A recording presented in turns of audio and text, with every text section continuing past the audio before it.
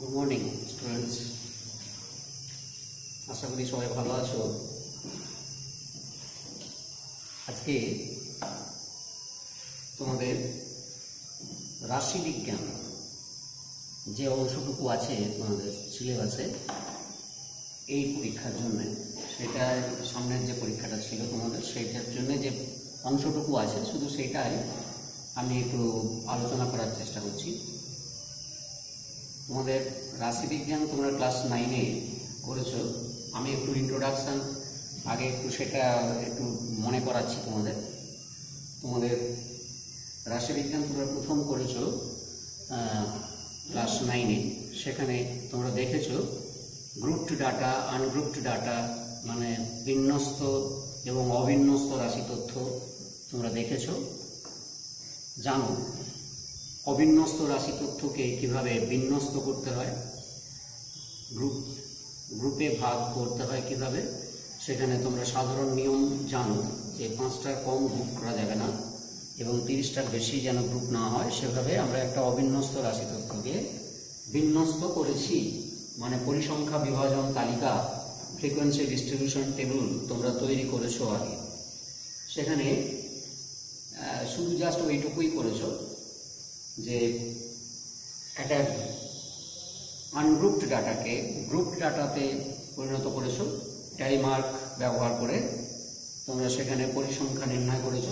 এবং দেখেছো যে বিভিন্ন যে ক্লাসগুলো হয়, শ্রেণীগুলো হয়, সেই শ্রেণীগুলোর দৈর্ঘ্য মোটামুটি তোমরা সমান নিয়েই করেছো, তাই তো? বিভিন্ন শ্রেণী দৈর্ঘ্যগুলো সমান নিয়েই তোমরা কাজ করেছো এবং তোমাদের সিলেবাসে সেরকমই ছিল, অসম শ্রেণী দৈর্ঘ্যের ছিল না। এবং সেখানে আর কি করেছো তোমরা, আরও দুটো জিনিস করেছো সেখানে। গ্রাফিক্যাল রিপ্রেজেন্টেশন দুরকম করেছো। কি কি জানো নিশ্চয়ই, তোমরা বুঝতে পারছো। তোমরা হিস্টোগ্রাম এঁকেছো, একটা রাশি তথ্যের আয়তলেখ অঙ্কন করেছো, আয়তলেখর মাধ্যমে একটা রাশি তথ্যকে উপস্থাপন করেছো। এবং পরিসংখ্যা বহু ফ্রিকোয়েন্সি পলিগন তোমরা এঁকেছো, সেখানেও দেখেছো যে কীভাবে ফ্রিকোয়েন্সি পলিগন আঁকা যায়, সেটা তোমরা করেছো। এটাকে আর কি কি জানতে না, প্রথমত তোমরা জানতে একটা রাশি তথ্যের বিস্তার কি হয়, রেঞ্জ কি হয়, সর্বনিম্ন মান এবং সর্বোচ্চ মানের অন্তরটা সেটা রেঞ্জ হয় একটা রাশি তথ্যের। তারপর সেটা হচ্ছে আনগ্রুপ ডাটার ক্ষেত্রে, গ্রুপ ডাটার ক্ষেত্রে নয়, বিস্তার এরকমভাবে আমরা নির্ণয় করি। তারপরে শ্রেণী দৈর্ঘ্য তোমরা জানো, শ্রেণী সীমা জানো, শ্রেণী সীমানা জানো, শ্রেণী দৈর্ঘ্য জানো, শ্রেণী ঘনত্ব জানো। তারপরে শ্রেণী ঘনত্ব যেমন জানো, শ্রেণীতে সেরকম আপেক্ষিক পরিসংখ্যা জানো, শতকরা পরিসংখ্যাও জানো, তাই তো? এগুলো কিন্তু তোমরা ক্লাস 9 এ করেছো। এবারে তোমাদের রাশি তথ্যকে একটু অন্যরকমভাবে বিশ্লেষণ এখানে করতে হবে। কীরকম? এখানেও তোমরা গ্রুপ ডাটা বা আনগ্রুপ ডাটা পেতে পারো। সেক্ষেত্রে আমরা করবো কি, ঠিক ওই রকমভাবে হিস্টোগ্রাম বা ফ্রিকোয়েন্সি পলিগন এখানে দরকার নেই। এখানে আমরা এমন এমন সংখ্যার মাধ্যমে, এমন এমন রাশির মাধ্যমে সমগ্র রাশি তথ্যটাকে প্রকাশ করব যাতে করে রাশি তথ্যের বৈশিষ্ট্যটা স্পষ্ট হয়। ঠিক আছে? ওই সমস্ত মানগুলোর দ্বারা রাশি তথ্য মানে সুস্পষ্টভাবে প্রকাশ করা যায়। এইগুলোকে আমরা বলি, এগুলোর একটা নাম আছে যাকে আমি বলছি, এখনই বলছি না, একটু পরে বলছি। কীরকম? ধরো একটা তোমাদের রাশি তথ্য দেওয়া আছে, হয়তো একটা শ্রেণীর বিভিন্ন ছাত্রের বা ছাত্রীর তাদের উচ্চতা দেওয়া আছে, ঠিক আছে? তো সেগুলো হ্যাপাজাইলি দেওয়া আছে, হয়তো আনগ্রুপভাবে দেওয়া আছে, হতে পারে। তো আমরা ওই রাশি তথ্য থেকে এমন একটা রাশির মান আমরা নেব যে রাশির মান দিয়ে গোটা রাশি তথ্যটাকে প্রকাশ করে, ঠিক আছে? এবং দেখবে সেই রাশি তথ্যটা ওই সমগ্র রাশি তথ্যকে যদি আমরা ঊর্ধ্বক্রমে বা অধক্রমে সাজাই, তাহলে মাঝামাঝি অবস্থায় থাকার একটা প্রবণতা দেখা যায়। যেমন ধরো আমি যদি এমনি একটা ছোট্ট উদাহরণ দিই, তোমরা তো বিভিন্ন শ্রেণীতে পড়ো, তোমরা আগে আগে পরীক্ষা দিয়েছো, দেখেছো যে মোটামুটি 90 থেকে 100% মার্ক কিছু ছেলে পায়, কিছু মেয়ে পায়। তারপরে 80 থেকে 90 আরও কিছু জন পায়, 60 to 80 আরও কিছু পায়, আর 45 to 60 কিছু পায়, তারপর 30 to 45 কিছু পায়, আর 30-র নিচে কিছু পায়। তোমরা দেখে থাকবে যে 30-র নিচে, বিলো 30 সেটা খুব কম হয়, আবার 80 to 90 to 100 সেটাও কিন্তু খুব কম হয়। অর্থাৎ বিলো 30 পাওয়ার ছাত্রছাত্রী সেই সংখ্যাটা যেমন কম হয়, সেই রকম 90 to 100 পাওয়া ছাত্রছাত্রীর সংখ্যাও কিন্তু কম হয়। সেরকম দেখবে বিলো 30 যতজন ছাত্রছাত্রী পায় তার থেকে ওই 30 to 45 সেই সংখ্যাটা কিন্তু খানিকটা বেশি হয়। আবার 80 to 90ও ওই 90 to 100-এর থেকে কিছু বেশি হয়। তো তার মানে কি, ম্যাক্সিমাম ছাত্রছাত্রীর যে থাকার যে প্রবণতাটা, মানে যে রেঞ্জে থাকার প্রবণতাটা, সেটা মোটামুটিভাবে দেখা যায় যে 60 to 80-র মধ্যে আছে বা 50 to 70-র মধ্যে থাকে। আমি ধরে নিচ্ছি যে 50 to 70-র মধ্যেই কিন্তু ম্যাক্সিমাম ছাত্রছাত্রী থাকে। খুব ভালো কিছু থাকে, আবার কিছু থাকে যারা একটুখানি পিছিয়ে থাকে, তারা ওই বিলো 30 এরকম একটা নাম্বার পায়। তো তার মানে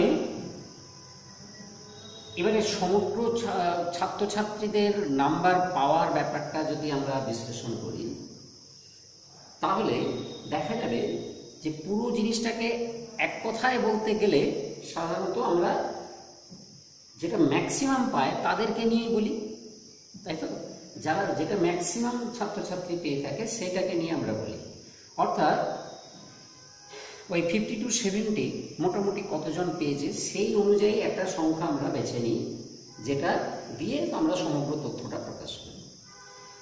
এই যে তথ্যটা, যে রাশি, চলরাশির যে মানটা, অর্থাৎ ওই নাম্বার তো চলরাশি, প্রাপ্ত নাম্বার সেটা তো চলরাশি, বুঝতেই পারছো, সেটা ম্যান টু ম্যান ভ্যারি করে। বিভিন্ন ছাত্র তারা বিভিন্ন রকম নাম্বার পায়, একই নাম্বার কি সকলেই পায়? তা তো পায় না। তো সেই রকম তাহলে ওটা ম্যান টু ম্যান ভ্যারি করে, তো সেই জন্য ওটা চলরাশি। এবং ওই চলরাশির এমন একটা মান, এমন কিছু মান আছে যেগুলো দেখবে খুব কাছাকাছি এবং সেগুলো মিডল, অর্থাৎ ওই 50 to 70%-এর কাছে। তাহলে এই যে প্রবণতাটা, এই প্রবণতাটাকে বলে, মানে বেশিরভাগ ছাত্রছাত্রীর ওই অ্যাভারেজ 50 to 70 নাম্বার পাওয়াটা যে প্রবণতা, এইটাকে বলে মধ্যগামিতা বা সেন্ট্রাল টেন্ডেন্সি। ঠিক আছে? তো আমরা দেখো, আমরা স্ট্যাটিস্টিক্স নিয়ে আজকে আলোচনা করব। স্ট্যাটিস্টিক্স মানে হচ্ছে রাশিবিজ্ঞান। তোমরা এটা আগে পড়েওছো, ল্যাটিন শব্দ স্ট্যাটিস্টা থেকে এই স্ট্যাটিস্টিক্স শব্দটা এসেছে, সেটা তোমরা ক্লাস 9-এ জেনেছো মোটামুটি। তো তার আমরা একটা অংশ আমরা আলোচনা করব, মেজার অফ সেন্ট্রাল টেন্ডেন্সিস, এটা আমরা আলোচনা করব। যদিও অনেকগুলো মেজার হয়, সেন্ট্রাল টেন্ডেন্সির 3টে মেজার তোমরা পড়বে পরে পরে। এখন আপাতত আমি যেটা আলোচনা করব আজকে, সেটা হচ্ছে একটা নিয়ে আলোচনা। ঠিক আছে? 3টের মধ্যে একটা নিয়ে আমরা আলোচনা করব। তো এই 3টে জিনিস কি কি? মেজার অফ সেন্ট্রাল টেন্ডেন্সি কি কি মেজার করব আমরা? সেই মেজার অফ সেন্ট্রাল টেন্ডেন্সি 3 রকমের হয়। একটা হচ্ছে মিন। আচ্ছা, মেজার অফ সেন্ট্রাল টেন্ডেন্সি লিখছি, মেজার অফ সেন্ট্রাল টেন্ডেন্সি 3 রকমের হবে। একটাকে বলা হয় মিন, একটা বলা হয় মিডিয়ান, আরেকটা বলা হয় মোড। বাংলা আছে, মিন হচ্ছে গড় বা আমরা যৌগিক গড় বলি, মিনকে আমরা বলি যৌগিক গড় বলে থাকি। এটা হচ্ছে মিডিয়ান। মিডিয়ান হচ্ছে তোমরা সাধারণত যৌগিক গড় বলো, মিন হচ্ছে তিন রকমের হয়, সেটা আমি পরে আসছি। এটা হচ্ছে মিডিয়ান, এটা বাংলা হচ্ছে মধ্যমান, আর এটা হচ্ছে মোট, এটা হচ্ছে সংখ্যা গুরুমান অথবা ভূইষ্ঠক বলা হয়। ঠিক আছে, এই তিন রকমের সেন্ট্রাল টেন্ডেন্সি আছে, এই তিনটে আমরা নিয়ে আলোচনা করব। তার মধ্যে প্রথম যেটা তোমাদের এই ক্লাসের সিলেবাসে আছে সেটা হচ্ছে মিন। এই মিন আবার তিন রকমের হয়। একটা বলে অ্যারিথমেটিক মিন, এইটি তোমরা নিয়ে আলোচনা করবে। অ্যারিথমেটিক মিন কি তোমাদের সিলেবাসে আছে। এটিকে যৌগিক গড় বলে, যৌগিক গড় বলা হয়, বা এটাকে আরেকটা নাম আছে সেটা আমি পরে বলছি। তো আরেকটা হচ্ছে জিওমেট্রিক মিন, এগুলো তোমরা ক্লাস 11 চেক করবে, এখন তোমাদের দরকার নেই। আরেকটা হচ্ছে হারমোনিক মিন। হারমোনিক মিন এটি হচ্ছে যৌগিক গড়, বা অ্যাকচুয়ালি আমরা বলে থাকি এটিকে সমান্তরীয় মধ্যক, এরকম বলে থাকি। এটিকে বলি গুণোত্তরীয় মধ্যক বা গুণোত্তর গড়, আর এটিকে বলি বিবর্ত গড় বা বিপরীত মধ্যক, এরকম নাম এর বাংলা নাম। এর হচ্ছে বিবর্ত মধ্যক বা বিপরীত মধ্যক, এর হচ্ছে গুণোত্তর মধ্যক বা গুণোত্তরীয় মধ্যক। এগুলো নিয়ে কিন্তু আমরা আলোচনা করব না, এইটা নিয়ে আমরা আলোচনা করব। এটি হচ্ছে যৌগিক গড়, যৌগিক গড় বা সমান্তরীয় মধ্যক আমরা বলে থাকি, সমান্তরীয় মধ্যক আমরা বলে থাকি। এটিকে নিয়ে আমরা আলোচনা করব। ঠিক আছে, তাহলে আমাদের আলোচ্য বিষয় হচ্ছে অ্যারিথমেটিক মিন। এবার এগুলো নিয়ে আলোচনা করার আগে তোমাদের কয়েকটা জিনিস দেখাচ্ছি, দেখো সেগুলো আগে একটু দেখে নাও কিভাবে সেগুলো করা হয়, তাহলে তোমাদের এগুলো বুঝতে সুবিধে হবে। ঠিক আছে, তো তাহলে মেজার অফ সেন্ট্রাল টেন্ডেন্সি হচ্ছে তিনটে মেজার আছে, একটা মিন, একটা মিডিয়ান, একটা মোড। মিন তিন রকম আছে, arithmetic mean, geometric mean, harmonic mean. এই জিওমেট্রিক মিন বা হারমোনিক মিন নিয়ে আমাদের মাথা ব্যথার এখন দরকার নেই তোমাদের, ওটা তোমরা ক্লাস 11-এ করবে। তোমরা এখন যেটা করবে, যদিও এটিও নিয়েও তোমাদের 11-এ আছে একটা চ্যাপ্টার, তো এইটা নিয়ে আমরা এখন আলোচনা করবো। এখানে রাশিবিজ্ঞান থেকে কিভাবে করা হয় সেটা আমরা করব।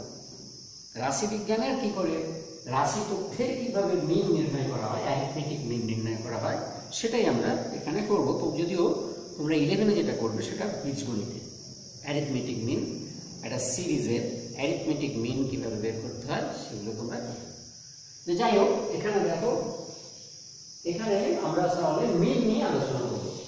তো মিন নিয়ে আলোচনা করার জন্য প্রথমে আমরা কয়েকটা জিনিস দেখাবো। যেমন মনে করো তোমাদের যদি এটা বলা হয় এই যোগফলটা কত, যদি বলা হয় মনে করো এরকম যোগফল একটা বলা হয়েছে 1 2 3 এভাবে 10 পর্যন্ত যোগ করে করবো। অনেকে বলবে আমি কেন হাতে গুণে করে নেবো, কোনো অসুবিধা নেই।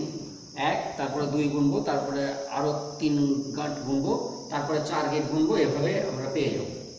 কিন্তু সেটা তো সময় সাপেক্ষ, তো এটিকে একটি সূত্রের আকারে আমরা করতে পারি। এখানে একটা জিনিস লক্ষ্য করো, এখানে কিন্তু আমরা যে সংখ্যাগুলো নিয়েছি সেই সংখ্যাগুলো হচ্ছে ক্রমিক সংখ্যা, 1, তারপর 2, তারপর 3 ইত্যাদি, অর্থাৎ ক্রমিক সংখ্যা নিয়ে আমরা করেছি। তার মানে প্রত্যেকটার সঙ্গে তার আগেরটার ডিফারেন্স হচ্ছে 1, প্রত্যেকটার সঙ্গে তার আগেরটার ডিফারেন্স হচ্ছে 1। এই 2-এর থেকে 1-এর অন্তর হচ্ছে 1, 3-এর থেকে 2-এর অন্তর হচ্ছে 1, 4-এর থেকে 3-এর অন্তর হচ্ছে 1, আর এই 10-এর আগে 9 আছে, 10 থেকে 10-এর 9-এর অন্তর হচ্ছে 1। এটি হচ্ছে এই যোগফলটা আমরা নির্ণয় করব। তোমরা এইরকমটাই ক্লাস 11-এ করবে। এটি একটি বিশেষ নাম আছে, এটিকে বলা হয় সমান্তর শ্রেণী।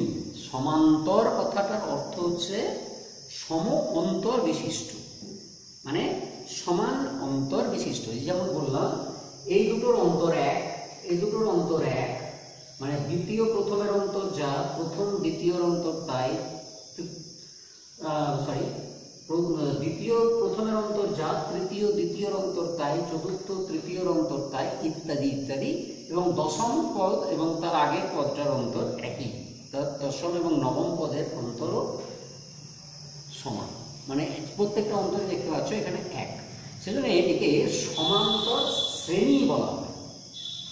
সমান্তর শ্রেণী বা অ্যারিথমেটিক সিরিজ বলা হয়। অ্যারিথমেটিক সিরিজ একে বলা হয়। ঠিক আছে, আমরা এটিকে যদি এইভাবে আমরা লিখি, এইভাবে লিখে থাকি, এটি প্লাসগুলো না দিই, তখন একে একটা সিকোয়েন্স বলা হয়। এটিকে একটি সিকোয়েন্স বা অনুক্রম বলা হয়। এটিকে বলে অনুক্রম বা সিকোয়েন্স, আর এটিকে বলে শ্রেণী বা সিরিজ। এটিকে বলে শ্রেণী বা সিরিজ। এইভাবে যদি লেখা হয় তাহলে এটিকে সিরিজ বলে। যদিও বলতে পারো এইখানে তো সবই প্লাস আছে, তাহলে প্লাস ছাড়া অন্য কিছু হতে পারে না, প্লাস মাইনাসও থাকতে পারে, সেক্ষেত্রে দুটো সিরিজ মিশিয়ে হতে পারে সেটা। তো সেগুলো তোমরা ক্লাস 11-এ করবে। তো আমরা প্রথমত দেখব এই শ্রেণীটার যোগফল কত হয়। এই শ্রেণীটার যোগফল কত হয় খুব সহজে আমরা দেখাতে পারি। এখন যোগফলের ইংরেজি হচ্ছে সাম। সাম মানেই হচ্ছে যোগফল। তো সামের ফার্স্ট লেটারটা হচ্ছে এস। সামের ফার্স্ট লেটার হচ্ছে এস। তো সেই জন্য এই সিরিজের যোগফলকে আমরা এস দিয়ে চিহ্নিত করতে পারি। চিহ্নিত করলাম এস দিয়ে। তো আমরা মনে করলাম যে এই যোগফলটা হচ্ছে এস। এখন তুমি এই পাশেও লিখতে পারো এটি সমান এস। এবারে যদি আমরা এটাকে ঘুরিয়ে দিই, তার মানে প্রথম থেকে মানে ছোট থেকে বড় আকারে আছে, আমরা যদি বড় থেকে ছোট আকারে লিখি তাহলে কি হবে 10, 9, 8, লাস্টে কি হবে 1, এভাবে হবে। এবং দেখো এটিও হচ্ছে এস, কেননা ওই সেই 1 থেকে 10 পর্যন্ত সংখ্যাগুলোরই যোগফল। এবার যদি দুটোকে আমরা যোগ করে দিই, দুটোকে আমরা যদি অ্যাড করি তাহলে কি পাবো? কিভাবে অ্যাড করব না, অ্যাড করার নিয়ম, অ্যাড করতে হবে মানে এখানে এইভাবে যে দশম এর প্রথম আর এর দশম পদটা মানে দ্বিতীয়, মানে ওই আর কি, মানে ঘুরিয়ে লিখেছি তো, মানে একটা প্রথম পদ আর একটা প্রথম পদই লিখছি, যদিও এই প্রথম পদটা এই সিরিজের দশম পদ, সেইভাবে আমরা যোগ করবো। এই দুটো যোগ করবো, এই দুটো যোগ করবো, এই দুটো যোগ করবো, এইভাবে যোগ করবো। তাহলে দেখো সব যোগফলগুলোই কিন্তু 11 আসছে। সব যোগফলগুলোই কিন্তু দেখো 11 আসছে। সমান তাহলে কত হবে 2s, কারণ এখানে s আর s যোগ করে আমরা টুয়াইস s পাবো। ঠিক আছে, তাহলে আমরা এখানে কতগুলো 11 পেয়েছি দেখতে পাচ্ছ। এখানে কতগুলো 11 পেয়েছি, তোমরা কতগুলো যোগ করেছো না, এখানে যতগুলো পদ ছিল ততগুলোই যোগ করেছো, তাহলে ততগুলোই 11 আছে। কতগুলো পদ ছিল 1 থেকে 10 পর্যন্ত কতগুলো পদ হয়? 1 থেকে 10 পর্যন্ত কতগুলো পদ হয় না, সেটা সবাই বলতে পারবে যে 10টা পদ হয়, কোনো ব্যাপার না। 1 থেকে 10 মানে 10টা পদ।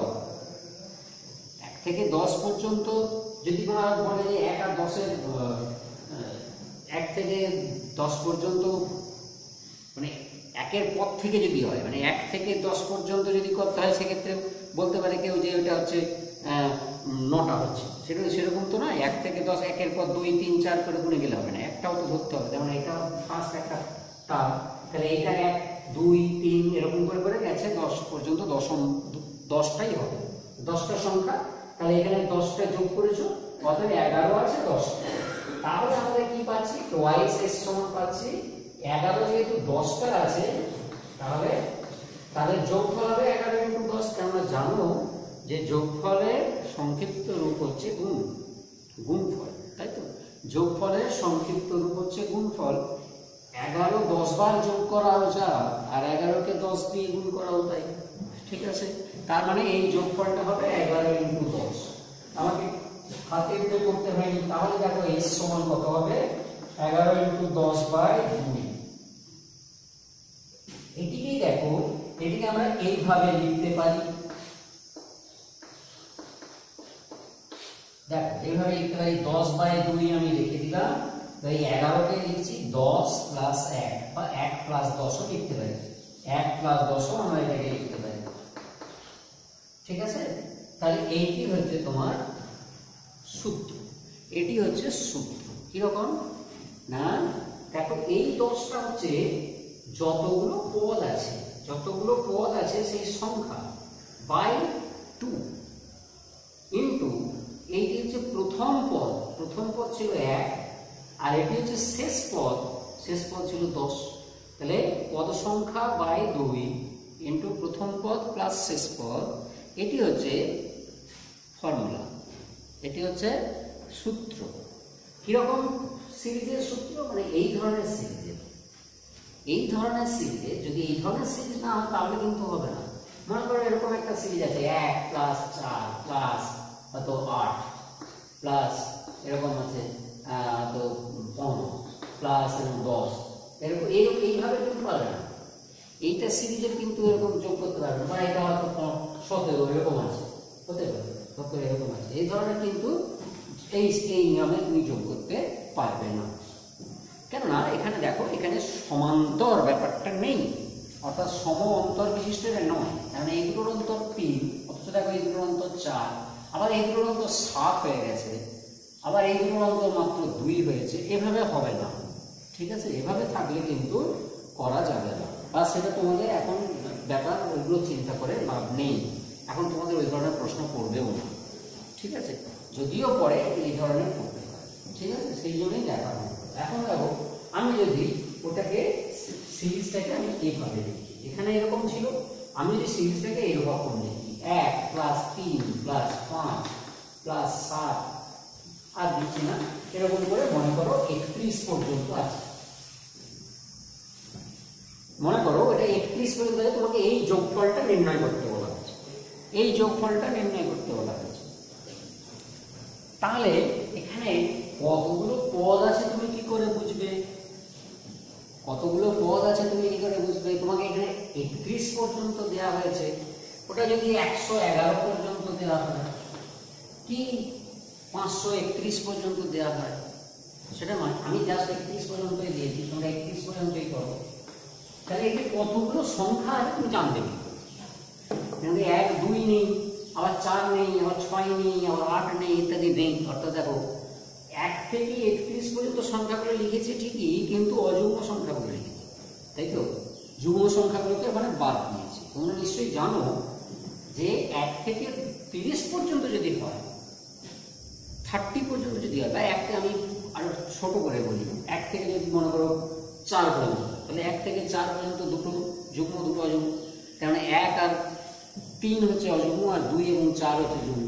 তেমনি 1 থেকে 10 পর্যন্ত যদি হয়, তাহলে ওই 10/2 করে দিলে 5টা আর 5টা যুগ্ম 5টা অযুগ্ম। 1 থেকে 30 পর্যন্ত হলে 15টা যুগ্ম 15টা অযুগ্ম হয়। কিন্তু দেখো আমি এখানে 1 থেকে 31 পর্যন্ত দিয়েছি, তার মানে এই একটা অযুগ্ম সংখ্যা বাদ দিয়ে আছে, 1 থেকে 30 পর্যন্ত হলে অযুগ্ম সংখ্যা হয় 15টা, আর এখানে 31 পর্যন্ত আছে, তার মানে এখানে সংখ্যা আছে তোমার 16টা। 1 থেকে 31 পর্যন্ত 16টা অযুগ্ম সংখ্যা আছে, বোঝা গেছে। 1 থেকে 30 পর্যন্ত হলে 15টা যুগ্ম 15টা অযুগ্ম হতো, যেহেতু 30-এর পরেরটাই আবার অযুগ্ম সংখ্যা, সেজন্য অযুগ্ম সংখ্যা একটা বেড়ে যাচ্ছে। কত হচ্ছে না, তোমার এটা যদি 32 থাকতো তাহলে কোনো এখানে 32 থাকার কোনো প্রশ্ন নেই। এটা যদি 33 থাকতো তাহলে ওই তোমার 32 পর্যন্ত 16টা, তারপর একটা, অর্থাৎ 17টা হয়ে যেত। কিন্তু এখানে তোমার হচ্ছে কটা না, 30 পর্যন্ত 15টা, 30-এর পরেরটা 31, অর্থাৎ একটা অযুগ্ম সংখ্যা বাড়ছে, অর্থাৎ 16টা অযুগ্ম সংখ্যা এখানে হচ্ছে। মানে এখানে পদ সংখ্যা কিন্তু 16। এবার যদি ঘুরিয়ে যদি দেখো 31 প্লাস 29 প্লাস 27 প্লাস, এবারে যদি দেখো লাস্টেরটা আবার 1, এইটাকে যদি তুমি এস ধরো, এইটা হচ্ছে এস, এবার যদি যোগ করে দাও তাহলে দেখো হচ্ছে 32 প্লাস 32 প্লাস 32 প্লাস সবগুলোই দেখো 32 হচ্ছে সমান টুয়াইস এস, এবং তার মানে টুয়াইস এস সমান তুমি কত পাবে না, 32 কতবার থাকবে আমি বলেছি, এখানে মোট 16টা পদ আছে, ওটা ইন্টু 16, তার মানে এর সমান হয়ে যাচ্ছে দেখো 16/2 ইন্টু 32, 32 মানে 1 প্লাস 31। এখানেই দেখো সেই একই ব্যাপারটা আসছে যে যতগুলো পদ আছে সেটা বাই 2, পদ সংখ্যা বাই 2 ইন্টু প্রথম পদ প্লাস শেষ পদ, ওইটাই আসছে। যেমনই থাকুক এখানেও কিন্তু এটা সমান্তর শ্রেণী ছিল, কারণ 3 আর 1 এর অন্তর 2, 5 আর 3 এর অন্তর 2 ইত্যাদি ইত্যাদি। ঠিক আছে, কারণ সমান্তর শ্রেণী ছিল, তো সমান্তর থাকলেই কিন্তু আমরা এই ফর্মুলা ব্যবহার করতে পারি। যদি আমাকে 1 থেকে 100 পর্যন্ত বলা হয় তাহলে আমাদের কোনো অসুবিধা নেই। 1 থেকে যদি আমি 100 পর্যন্ত বলি তাহলে কোনো অসুবিধা নেই। আমরা যদি এই সূত্রটা বসিয়ে দিই 1 থেকে 100 পর্যন্ত 1 2 সবগুলোই আছে, অর্থাৎ সমস্ত সংখ্যাগুলোই আছে, কিন্তু যুগ্ম অযুগ্ম বাদ দেওয়া হয়নি, বাছা হয়নি। সুতরাং সবগুলোই নেওয়া হয়েছে যখন 100টা সংখ্যা আছে 100/2 ইন্টু প্রথম পদ প্লাস শেষ পদ, ঠিকই হবে এর যোগফল। তার মানে হবে 50 ইন্টু 101। এবার এটা যত হবে 0 505, মানে 50-50 এরকম একটা সংখ্যা আমরা পেয়েছি। ঠিক আছে, তো তাহলে যোগফলটা আমরা এরকম পেয়ে যাচ্ছি। তো এবার এইগুলো তোমাদের একটু এই সূত্রটা একটু মনে রাখতে হবে, তাহলেই হয়ে যাবে। এবার দেখো,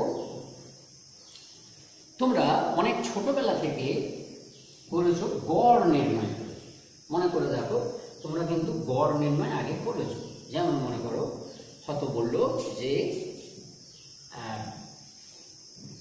একটা শ্রেণীতে তোমাদের স্কুলের কথাই যদি আমি বলি, যে পঞ্চম ষষ্ঠ এবং সপ্তম শ্রেণীর কথা যদি ধরি, বা একদম 5 থেকে 10 পর্যন্ত যদি ধরা হয়, যে এই ক্লাসে এতজন, এই ক্লাসে এতজন, এই ক্লাসে এতজন, এইভাবে যদি ধরা হয়, যে কোনোটাতে হয়তো 120 জন আছে, কোনোটাতে হয়তো 150 জন আছে, কোনোটাতে 152 জন আছে, এরকম করে আছে, তাহলে গড় কতগুলো করে সংখ্যা আছে এরকম হতে পারে। গড়ে কতগুলো করে সংখ্যা আছে এরকম হতে পারে। তো যখন গড়ে কতগুলো করে সংখ্যা আছে আমরা ধরে নিই, তখন অ্যাকচুয়ালি সেটা যখন বলি, তার মানে আমরা কি বের করি, প্রতিটা শ্রেণীতে তো সমান সংখ্যক ছাত্র নেই, অথচ যখন আমরা গড় বলি, গড়ে এত আছে, অ্যাভারেজ এত আছে, তার মানে আমরা ধরে নিচ্ছি তখন যে সবগুলোতে সমান সংখ্যক আছে।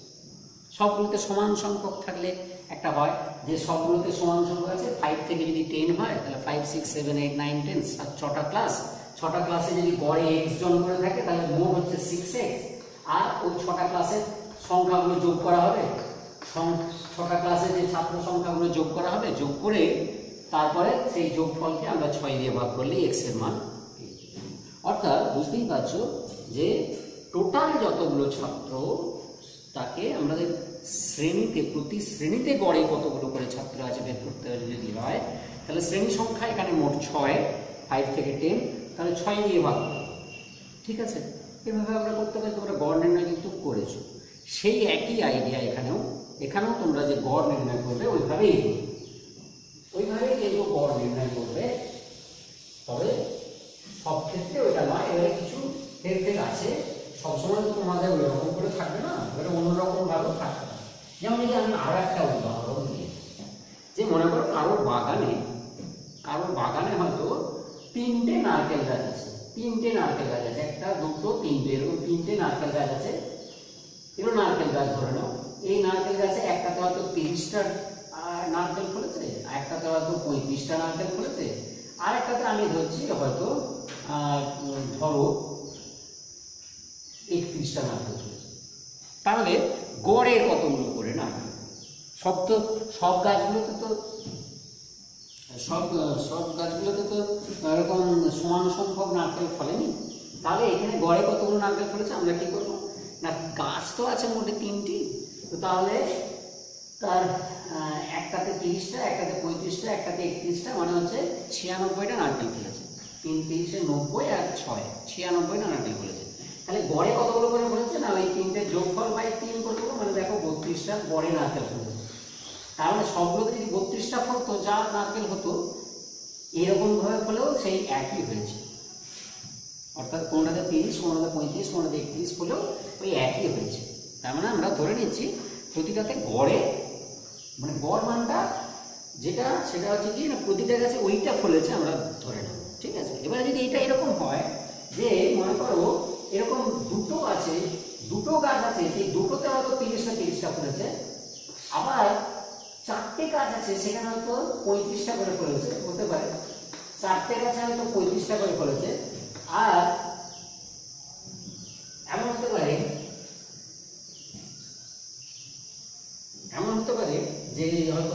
এখানে আরো 3টে গাছ আছে, সেগুলোতে হয়তো 20টা করে ফলেছে, 20টা করে ফলেছে, হতে পারে।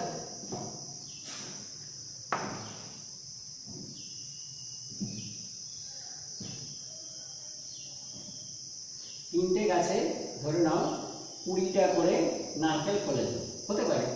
বা বা এখানে তুমি এরকম করতে পারো যে দুটো গাছে 25টা করে ফলেছে, দুটো গাছে 25টা করে ফলেছে, আর একটা গাছে 20টা ফলেছে, আর একটা গাছে তাতে 20টা ফলেছে, এরকম হতে পারে। যে দুটো গাছে 30টা করে ফলেছে, 4টে গাছে 35টা করে নারকেল ফলেছে, দুটো গাছে 25টা করে নারকেল ফলেছে, আর একটা গাছে 20টা ফলেছে। তাহলে দেখো এই যে দুটো গাছ, এইখানে দুটো গাছ আছে, এখানে 4টে গাছ আছে, এখানে দুটো গাছ আছে, এখানে একটা গাছ, মোট কতগুলো গাছ আছে? 9টা গাছ আছে, তাই তো? 9টা গাছ আছে, মোট 9টা গাছ আছে।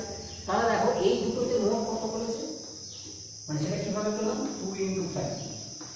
আবার দেখো এখানে কত ফলেছে? 35টা করে 4টে গাছে ফলেছে, তার মানে 35 × 4 লেখা পাবো, এখানে 30 × 2 লেখা পাবো। যাই হোক, আর এটা 35 × 4 সমান 140, তারপরে 25 × 2 এটা হচ্ছে তোমার 50, আর হচ্ছে 20 × 1 এটা হচ্ছে 20। তাহলে টোটাল কতগুলো নারকেল ফলেছে বের করতে পারবে?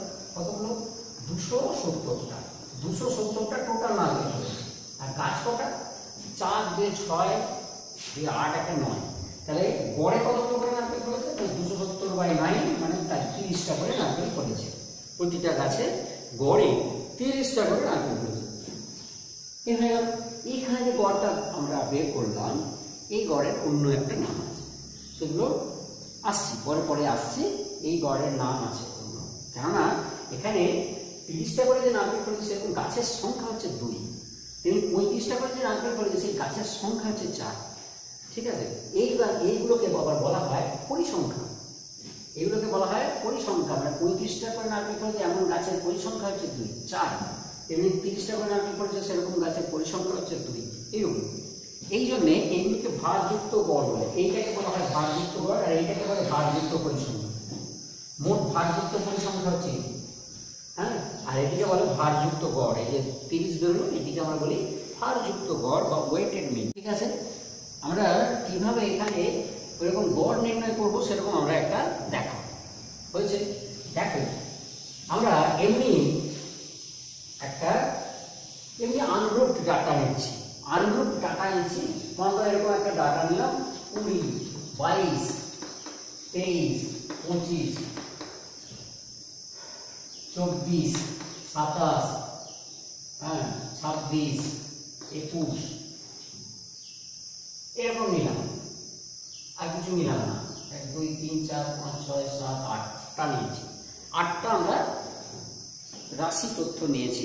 যদি বলা হয় এদের গড় কত, এদের গড় কত, তাহলে আমরা কি করব?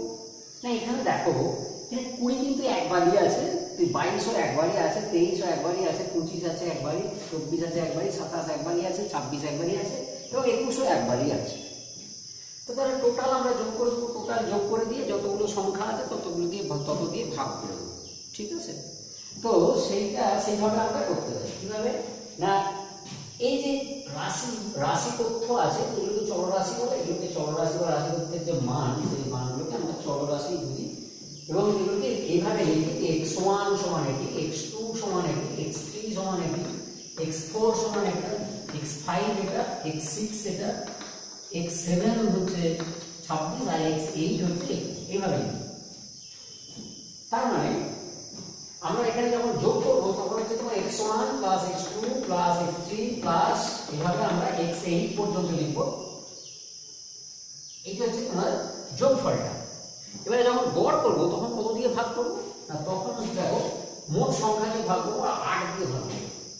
এইভাবে আমরা গড় লিখব, এবং এটিকে একটি চিহ্ন দ্বারা প্রকাশ করা হয়। গড়কে একটি চিহ্ন দ্বারা প্রকাশ করা, যেহেতু x এর মানের আমরা গড় করছি সেই জন্য এটিকে x বার বলা হয়। x বার লিখব, এটিকে আমরা বলবো x বার। x বার মানে x এর মানগুলোর গড়, x এর মানগুলোর গড় করছি, সেটিকে আমরা x বার বলে লিখব। ঠিক আছে? x বার মানে হচ্ছে x এর মানের গড়। সেটা এইরকম পাবো। এবারে এইদিকে একটি সংক্ষেপে লেখার পদ্ধতি আছে, তোমরা সেই সংক্ষেপে লেখার পদ্ধতিও আগে একটু দেখেছো, ক্লাস 8-9-এও দেখেছো। তো সেই সংক্ষেপে লেখার একটা পদ্ধতি আছে, সেটাকে আমরা দেখাচ্ছি। এই সংক্ষেপে লিখতে গেলে এটিকে একটি চিহ্ন আমরা ব্যবহার করব। কি চিহ্ন? এইরকম একটি চিহ্ন ব্যবহার করবো, তোমরা সম্ভবত দেখেছো এই চিহ্নটা, এবং একে এইভাবে লিখবো। কি বলা হয় এটাকে? না, এটিকে বলা হয় সিগমা। এটি এটা ক্যাপিটাল সিগমা, অ্যাকচুয়ালি এটা হচ্ছে বড় হাতের সিগমা। এই চিহ্নটি যোগফলের ক্ষেত্রে ব্যবহার করা হয়। কোনো কিছু যোগ করতে গেলে তখন আমরা অনেকগুলো সংখ্যা যদি যোগ করতে চাই তখন আমরা এই চিহ্নটা ব্যবহার করি। অর্থাৎ সামেশনের ক্ষেত্রে আমরা এই চিহ্নটা ব্যবহার করি, সিগমা চিহ্নটি ব্যবহার করি।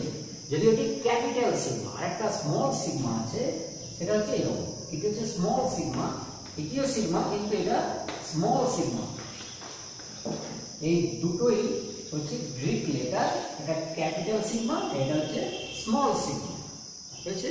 তো আমরা এখানে স্মল সিগমা ব্যবহার করবো না, আমরা এখানে ক্যাপিটাল সিগমা ব্যবহার করবো। কিভাবে করতে হবে না, সামেশন xi xi মানে x সাফিক্স i, i এর বিভিন্ন মানে i এর মানটা 1 থেকে 8 পর্যন্ত আছে, তাহলে x এর মানটাও তোমার x1 থেকে x8 পর্যন্ত আছে।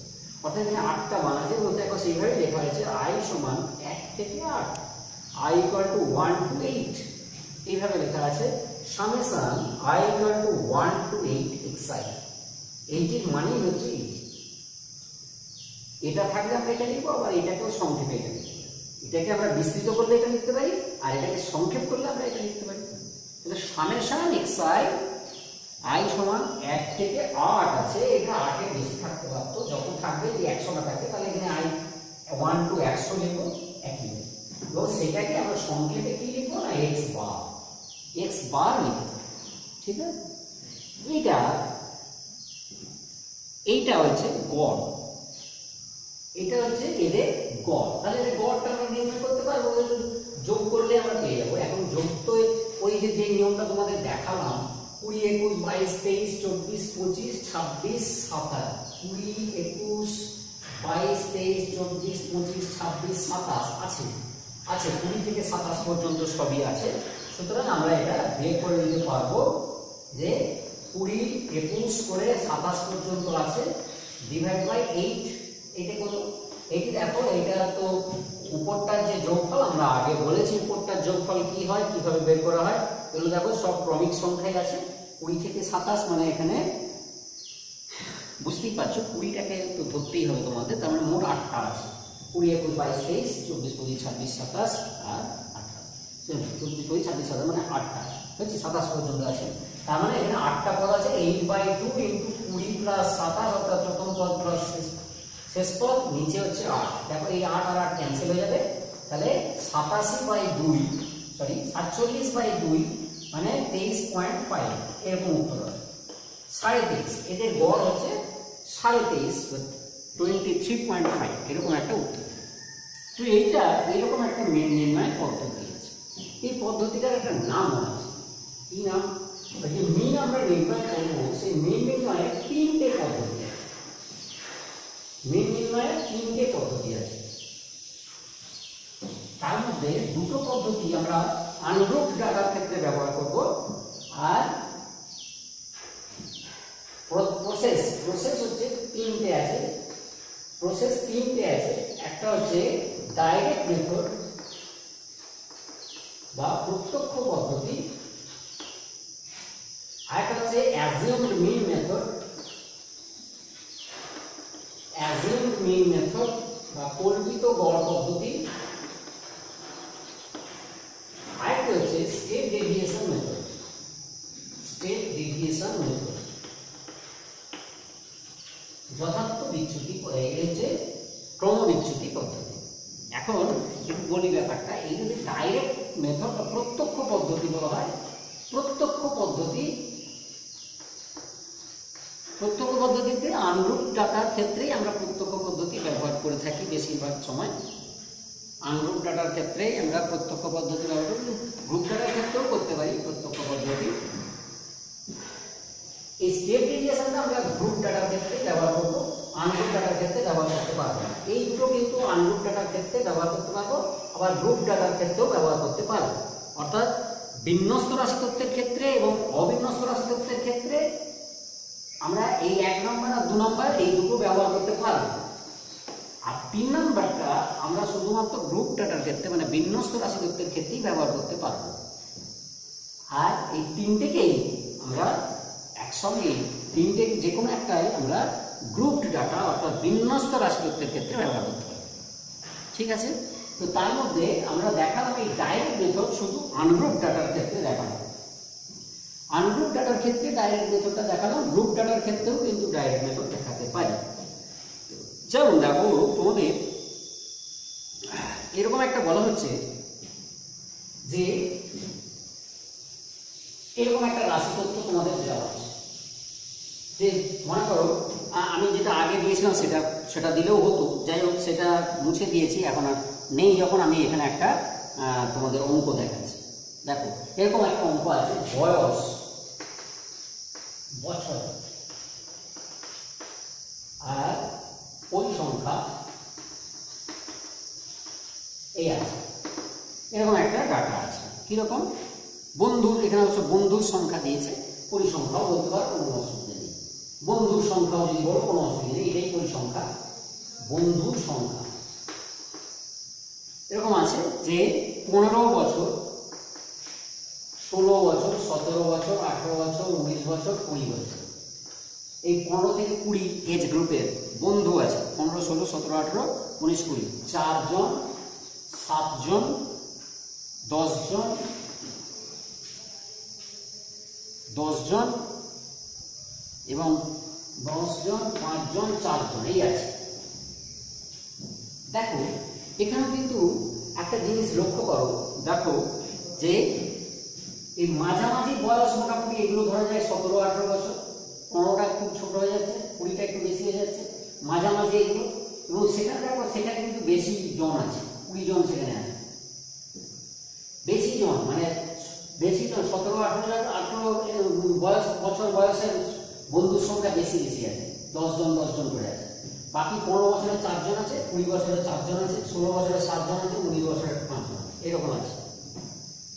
তাহলে দেখো বেশিরভাগ সংখ্যাগুলো কিন্তু এই মাঝের দিকে আছে, এদের আমরা গড় নির্ণয় করি।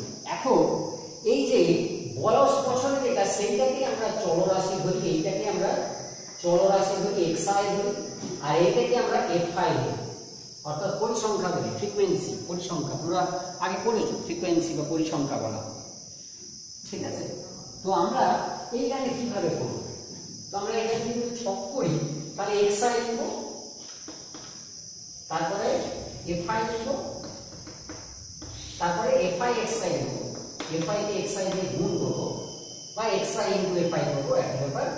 এটা দেখো 15, 16, 17, 18, 19, 20। এখানে আছে দেখো 4 জন, 7 জন, 10 জন, 10 জন, 5 জন, 4 জন এই আছে। তাহলে এখানে 15 4 60 হবে গুণ করে, 16 7 112 হবে, 17 10 170 হবে, 18 10 180 হবে, 19 5 95 হবে, 20 4 80। এবং দেখো এইখানে আমরা যদি এগুলোকে যোগ করি, এইগুলোকে যদি যোগ করি তাহলে কি হবে না, এগুলোকে যোগ করলে f1 plus f2 plus i, তো i মানে 1 2 3 4 করে যাবে, এটা f1 f2 f3 f4 f5 f6 এরকম পাবো। তো সেটা সেরকম না লিখে আমরা সংক্ষেপে লিখবো, মানে সামেশন f5 লিখবো। i সমান 1 থেকে 6 তুমি লিখতেও পারো, নাও না লিখলেও হবে, ঠিক আছে? i সমান 1 থেকে 6 না লিখলেও হবে, শুধু সামেশন f5 লিখলেই হবে। এইগুলো যদি যোগ করে দিই তাহলে দেখো কত হচ্ছে, 4 7 11, এখানে 20 মানে 31, 5 36 আছে, 40 জন আছে, মোট 40 জন বন্ধু আছে। এবারে তাদের মোট বয়স কত, 40 জনের মোট বয়সটা কত সেটা কিন্তু পেয়ে যাবো। এটা হচ্ছে ভারযুক্ত পরিসংখ্যা, সামেশন fi xi, মোট ভারযুক্ত পরিসংখ্যা কত সেটা কত দেখো, সেটা এখানে আমরা পেয়ে যাবো যোগ করে। 2 5 7, 8 8 16 9 25, 25 আর 8 33, 6 39, 3 1 4 5 6, 697 বছর হয়েছে। 40 জনের মোট বয়স হচ্ছে 697 বছর, এরকম আমরা পেয়েছি। তো এইখানে আমরা গড় নির্ণয় করব কিভাবে? আমাদের দেখিয়েছিলাম ওই নারকেল গাছের এটা দিয়ে দেখিয়েছিলাম যে মোট কতগুলো নারকেল ফলেছে তাকে মোট নারকেল গাছের সংখ্যা দিয়ে ভাগ করে দিই। সেরকম এখানেও আমরা এক্স বার নির্ণয় করতে পারবো এবং সেটা হচ্ছে summation fi xi by summation fi। অর্থাৎ দেখো মোট পরিসংখ্যা মানে মোট বন্ধুর সংখ্যা, তো মোট বন্ধুর সংখ্যা 4 জন নয়, 7 জন নয়, 10 জন নয়, 10 জন নয়, 5 জন নয়, 4 জন নয়, তাহলে মোট বন্ধুর সংখ্যা কত এগুলো যোগ করতে হবে। অর্থাৎ সামেশন fi হচ্ছে মোট বন্ধুর সংখ্যা, সেটা দিয়ে আমরা ভাগ করব। এইটাও আরেকটা সূত্র, যেমন আগেরটা যেটা করলে x বার সমান সামেশন xi বাই একটা আমরা সংখ্যা করেছিলাম, সেটাকে আমরা সাধারণত n লিখে থাকি, এইরকম একটা করেছিলাম সামেশন xi বাই n মোট সংখ্যা দিয়ে ভাগ করে দিয়েছিলাম। সেরকম এখানে একটা করলাম যে x বার সমান summation fi xi by summation fi। এখানে দেখো এইটিকে আমরা ভাগযুক্ত গড় বলছি, আমরা বলেওছি আগে এটাকে ওয়েটেড মিন বলে। এখানে কত পাবো 697 বাই 40। দেখো এটাকে যদি আমরা ভাগ করি তাহলে কত পাবো 40 একে 40, 297, 7 হচ্ছে 280, 170, 40 4 160, 140 2 80, 40 মানে মোটামুটি এরকম একটা পাচ্ছি 17.425। এত তো আমরা বলবো না 17.425 আমরা বলবো না, মোটামুটি আমরা বলতে পারি 17.4 বছর। 17.4 বছর যদি আমরা 1 দশমিক স্থান পর্যন্ত আসন্ন মান নিই তাহলে এরকম পাচ্ছি 17.4 বছর। এইটি হচ্ছে তাদের গড় বয়স। গড় বয়স হচ্ছে 17.4 বছর। এবং দেখো জিনিসটা দেখো কি রকম হয়েছে যে গড় মানটা পেয়েছি সেটা কিন্তু দেখো এইখানে যে মাঝামাঝি জায়গায় 17-18 ছিল না, তার মাঝে পেয়েছি 17-18 মাঝামাঝি জায়গাতেই কিন্তু 17.4টা আছে। সুতরাং এর মান এখানে যেমন বেশি পরিসংখ্যা ছিল তেমনি গড় মানটাও কিন্তু এর মধ্যেই এসেছে, গড় মানটাও কিন্তু এর মধ্যেই এসেছে। এই জন্যই এই গড়কে বলা হয় measure one of the measure of central tendencies, মানে কেন্দ্রীয় প্রবণতার যে মাপকগুলো আছে তার একটা হচ্ছে এই গড়।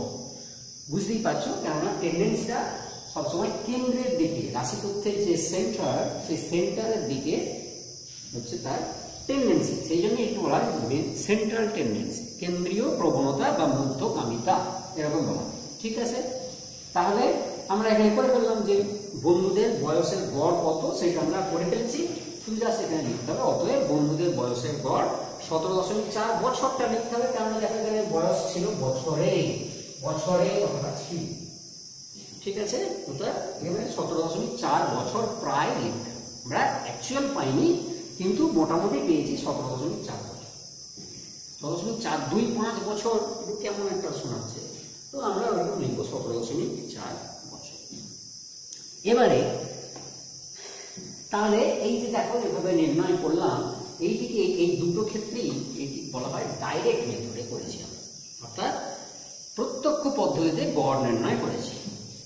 আমরা কিন্তু অন্য একটা মেথডে করতে পারি, এটি আনগ্রুপ ডাটা, বুঝতে পারছো এটি হচ্ছে আনগ্রুপ ডাটা, এটি শ্রেণীবিন্যাস করা নেই, তার জন্য এটি হচ্ছে অবিন্যস্ত রাশি তথ্য।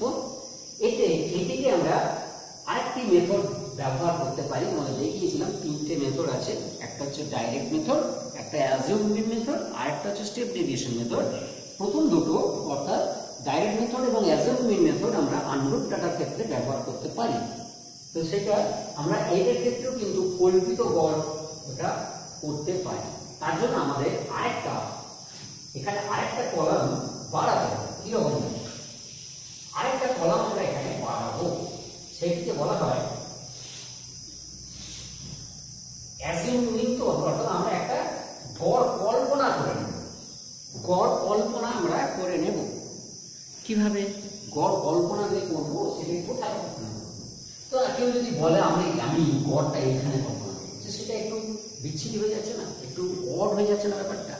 দেখো আমি বলেছি যে ছাত্রছাত্রীদের যে নম্বর পাওয়ার যে ব্যাপারটা, দেখবে 90 to 100 খুব কম সংখ্যক ছেলে পায়, ছেলে বা মেয়ে পায়, তেমনি একদম নিচের দিকেও খুব কম সংখ্যক পায়। তাহলে আমি যদি গড়টা ওইখানে ধরে নিই তাহলে একটু অড হয়ে যাচ্ছে না, আমার চিন্তা ভাবনাটা একটু নেগেটিভ হয়ে যাচ্ছে না, যে আমি গড়টা ধরছি বিরাট বিরাট হাই ধরে নিচ্ছি অথচ আবার বিরাট লো ধরে নিচ্ছি, সেটা কিন্তু উচিত না। গড়টা ধরতে হবে মোটামুটি একটা মাঝামাঝি জায়গায় যেন থাকে। তো সেই জন্য মোটামুটি আমরা যেটা দেখবো যে এখানে যদি আমাদের একটা দুটো তিনটে চারটে পাঁচটা ছটা রাশি তথ্য আছে, মানে ছটা মান আছে, এক্স এর মান ছটা আছে, যদি সাতটা থাকতো তাহলে মাঝে একটা পেতাম। যদি ছটা আছে মাঝখানে দুটো পেয়েছি, তার যে কোনো একটাকে আমরা ধরে নিতে পারি। এখানে যেহেতু দেখছি এটারও পরিসংখ্যা 10 আর এটারও পরিসংখ্যা 10, যদি এখানে 12 হতো বা এখানে 12 হতো, তাহলে যদি এটা 12 হতো আমি 18 ধরতাম, আর যদি এটা 12 হতো তাহলে আমি 17 ধরতে পারতাম। কিন্তু যেহেতু দুটোরই পরিসংখ্যা 10 আছে, আমরা যে কোনো একটাকে ধরতে পারি, 17কে বা 18কে ধরতে পারি, গড় ধরতে পারি।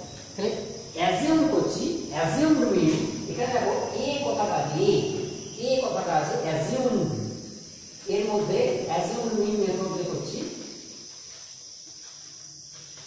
এখানে অ্যাজিউম কথাটার মধ্যে এ আছে, আমরা এই দুটোর মধ্যে যে কোনো একটাকে অ্যাজিউম করব, মানে এইটাকে আমরা কাল্পনিক ভাবে ধরে নিলাম যে এটাই হচ্ছে গড়, 17 হচ্ছে গড়। এখানে আমাদের একটি কলাম বাড়াতে হবে, কিরকম না, সেটিকে আমরা বলবো ডিআই, সেটি সমান xi minus a। Actually d i d এটি হচ্ছে ডেভিয়েশন থেকে এসেছে, ডেভিয়েশন মানে হচ্ছে বিচ্যুতি, ডেভিয়েশনের বাংলা হচ্ছে বিচ্যুতি, তার প্রথম অক্ষরটা ডি, সেটা এখানে ডিআই বলবো। তার মানে কি, যেটা অ্যাজিউম করলাম, যে মিনটা আমরা অ্যাজিউম করলাম, সেই মিন থেকে বাকিগুলোর বিচ্যুতি কত, এটার বিচ্যুতি কত, এটার বিচ্যুতি কত, এটার বিচ্যুতি কত, এরকম বিচ্যুতিগুলো নির্ণয় করি। সেই জন্য এটাকে ডিআই বলা হয়। অর্থাৎ D1 D2 এখানে 6টা আছে, তাহলে D1 D2 D3 D4 D5 D6 পাবো আমরা, 6টা এরকম ডিআই পাবো। তাহলে xi মাইনাস a, 15 থেকে 17 বিচ্যুতি কত, এখানে -2 দেবো, মানে অ্যাকচুয়ালি এর 2 কম আছে, এর কিন্তু 1 কম আছে, এর কোনো কম নেই বা বেশিও নেই, এখানে 0 বিচ্যুতি, এর 0, এর হচ্ছে 1 বিচ্যুতি, এর হচ্ছে 2 বিচ্যুতি, মানে 2 বেশি, এর হচ্ছে 1 বেশি আছে, 2 বেশি আছে, এটা 3 বেশি আছে। অর্থাৎ ডিআই গুলো আমরা নির্ণয় করে নিলাম, তার ডেভিয়েশন গুলো আমরা নির্ণয় করে নিলাম। ঠিক না, xi এবং a মানে যে পার্থক্যটা, সেটা হচ্ছে ওই কাল্পনিক যে গড়টা আমরা ধরে নিয়েছি, কল্পিত গড়, তার থেকে রাশিগুলোর মানের বিচ্যুতি কি কি সেইটা আমরা বের করে নিলাম। ঠিক আছে, এবার করবো কি না, এবারে পরিসংখ্যাগুলো লিখবো। পরিসংখ্যা হচ্ছে যেরকম দেওয়া আছে 4 7 10 10 5 4। এরপরে আমাদের যেটা করতে হবে সেটা হচ্ছে fi into di, অর্থাৎ ভারযুক্ত বিচ্যুতি করতে হবে, ভারযুক্ত বিচ্যুতি। fi into di এটা হচ্ছে ভারযুক্ত বিচ্যুতি, এইগুলো গুণ করবো আমরা, কিন্তু এইগুলোর সঙ্গে গুণ করছি না, জাস্ট এইগুলোর সঙ্গে গুণ করছি, -8 -7 0 10 10 12 এইরকম। তাহলে ভারযুক্ত বিচ্যুতিও আমরা বের করে নিলাম। এবারে এই দুটোকে আমরা সাম করব, এই দুটো, এটাকে বলবো সামেশন fi, এটাকে সাম করলে তো সেই আগের মতোই 40 পাবো। এবং দেখো এইখানে আমরা সামেশন fi di পাবো, অর্থাৎ ওই ভারযুক্ত বিচ্যুতিগুলোর সমষ্টি কত, অর্থাৎ মোট ভারযুক্ত বিচ্যুতি কত, সেটা আমরা বের করব। দেখো এটা -15 আর এখানে +32 আছে, -15 +32 মানে প্লাস মাইনাস করে 17 আসবে, 17 +17 আছে। ঠিক আছে, তাহলে এই হলো তোমার বিচ্যুতি, মোট ভারযুক্ত বিচ্যুতি। এই কি হয়েছে -15 এটা, তাহলে এখান থেকে প্লাস মাইনাস হয়ে কিছু কম হয়ে যায়। দেখেছো আগে এখানে 697 এরকম একটা ফিগার এসেছিল, এই গুণগুলো বড় বড় হয়েছিল, তার যোগটাও বেশ বড় আকারে হয়েছিল, সেগুলো কিন্তু করতে হয়েছিল।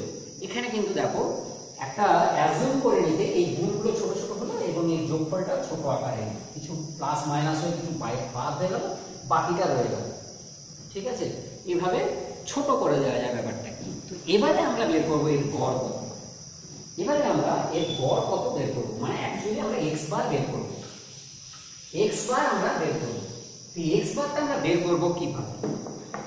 এখন x বার সমান তো জানো, x বার তো সমান আমরা জানি summation fi xi by summation fi, এইটি আমরা জানি। সামেশন fi তো জানি, এই সামেশন fi xi কিন্তু আমরা করিনি, তাহলে আমরা সামেশন fi xi কোথা থেকে পাবো? দেখো এখানে কিন্তু একটা জিনিস আমরা ধরেছিলাম যে di এইটি সমান xi minus a, that imply কি করে না xi সমান a প্লাস di বা di প্লাস a, অর্থাৎ এই xi এর জায়গায় আমরা a প্লাস di বসিয়ে দেবো। কিরকম না এটা করব summation fi into a plus di divide by summation fi, এই ঠিক আছে। তাহলে xi এর জায়গায় আমরা di প্লাস a বসিয়ে দিলাম, বসিয়ে দিয়েছি। এখন দেখো এটি কিন্তু কনস্ট্যান্ট, এটি কিন্তু কনস্ট্যান্ট। তাহলে আমরা যদি লিখি এটাকে সামেশন, যে এখানে তো সামেশন fi এর মান আমার জানা আছে, আমি এটা বসাচ্ছি না, এখন সামেশন fi রেখে দিচ্ছি, শেষকালে যখন বসানোর সময় আসবে তখন বসাবো। এখন এটা এরকমই রেখে দিচ্ছি। এখানে সামেশনটাকে আমরা যদি, এখানে তো অবশ্যই i সমান 1 থেকে 6, অবশ্যই i সমান 1 থেকে 6 না লিখলেও বোঝা যাচ্ছে যে i হচ্ছে 1 থেকে 6, যতগুলো আছে ততগুলো তো বসাবো, তার থেকে বেশি বসাতে পারবো না, আর তার থেকে কম বসালেও হবে না। i সমান 1 থেকে 5 বসাতে পারবো না, 1 থেকে 6ই বসাতে হবে, যতগুলো আছে ততগুলোই করতে হবে। এবারে 1 থেকে 6 তুমি দিতেও পারো, নাও দিলেও কোনো অসুবিধা নেই, ঠিক আছে। তো তাহলে আমরা যদি i যদি 1 বসাই তাহলে কি হবে, আমি একটু ভেঙে ভেঙে করছি। f1 into a plus d1 plus f2 into a plus d2 এইভাবে আসবে, প্লাস এইভাবে যাবে, লাস্টে আসবে f6 into a plus d6 এইভাবে আসবে। এরকম দেখো এবার কি, তাহলে এটা হচ্ছে সামেশন fi এটা আমাদের মনে রাখতে হবে, এটা 17 হয়ে গেছে। এবার দেখো এইখানে দেখো a into f1 a into f2 a into f6 এরকম আছে, তার মানে a যদি কমন নিই দেখো f1 plus f2 plus up to f6 এরকম এসেছে, আর এইটা হচ্ছে f1 d1 f2 d2 উপরে f6 d6, মানে summation fi dis divide by summation fi। তার মানে অ্যাকচুয়ালি ব্যাপারটা এসে দেখো এইটা হচ্ছে summation fi a into summation fi, একটু এদিকে লিখি, এইদিকে লিখি একটু, তাহলে বুঝতে পারবে। তাহলে আমরা পেয়েছি সমান a into summation fi plus summation fi di by summation fi।